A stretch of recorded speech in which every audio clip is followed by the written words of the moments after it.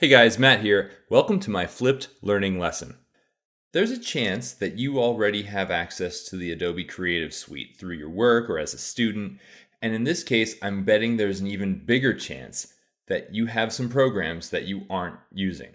So today I'm going to teach you how to do a few mildly advanced typography techniques in Adobe After Effects. These techniques will take your web-based projects, e-learnings, infographics, websites, up a notch to the next level. Now, as I just said, these are slightly more advanced techniques. So with this lesson, I'm including some resources that will provide you some entry-level information and other just basic tutorials to help you get started in After Effects. So be sure to check those out. They're very worthwhile, and they're from a former instructor of mine who graciously lent them to me for this project. Those resources will show you that there are some great basic features for text in After Effects, including built-in animations that serve as transitions or fun movements to your text. And there's also some really powerful tracking, leading options, really good basic things.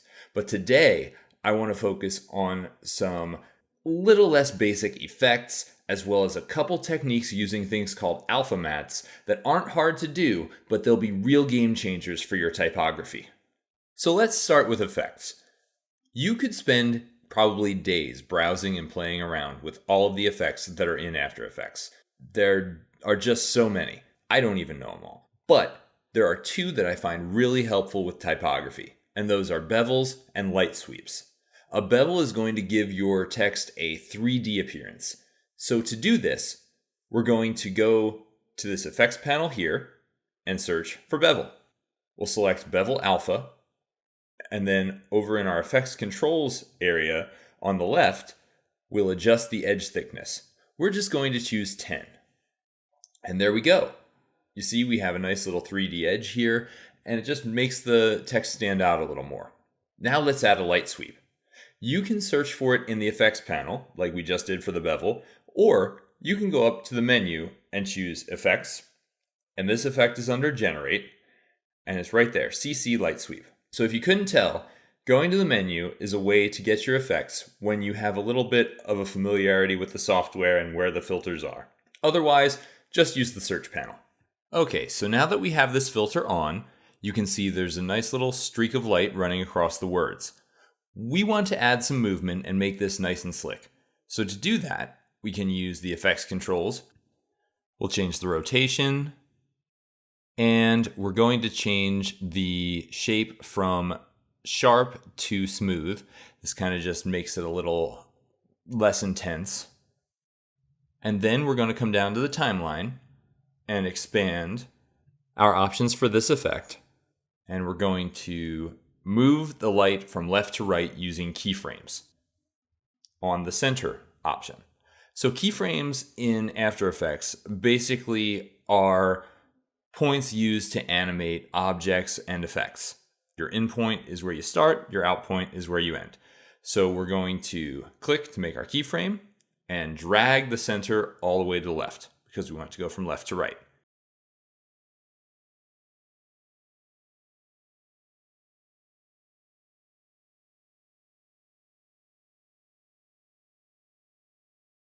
Then we're going to go ahead a few seconds here.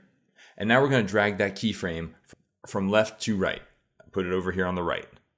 So we don't have to click again. Just moving it is going to create that keyframe for us. And there you have it. So if you play this out now, you'll see there's that nice little shimmer of light that goes across your text. You may have seen something like this before on TV or on a website, and now you know how to do it yourself. One other thing I'd like you to note while you're seeing me work here in After Effects is there are many ways to do the same function.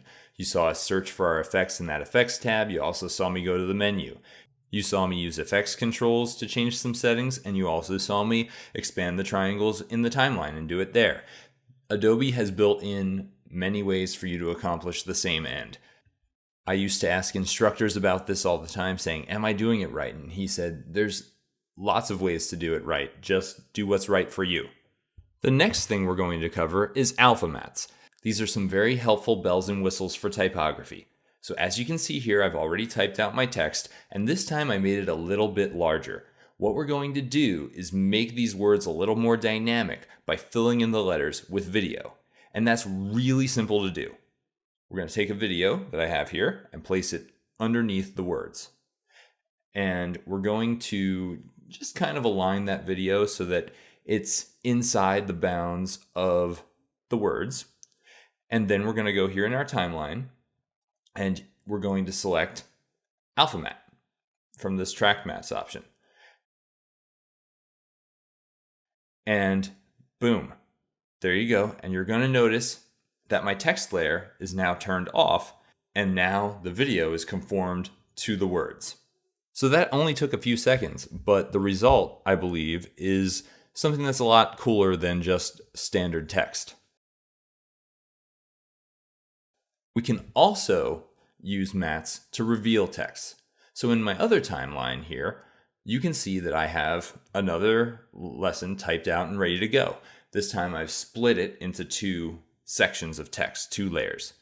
So I'm going to create a shape, just a big rectangle. I'm going to put it beneath my top line, and I'm going to make a keyframe so that my words start being hidden inside the rectangle and then move up.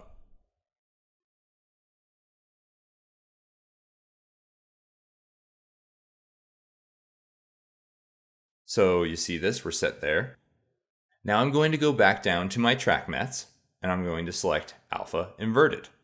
Now what this is doing is it's telling the rectangle to be invisible, but still hide whatever layer is directly underneath it. In this case, that's my words.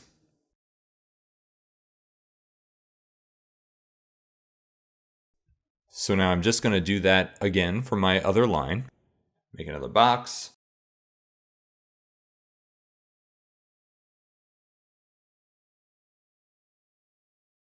Keyframes.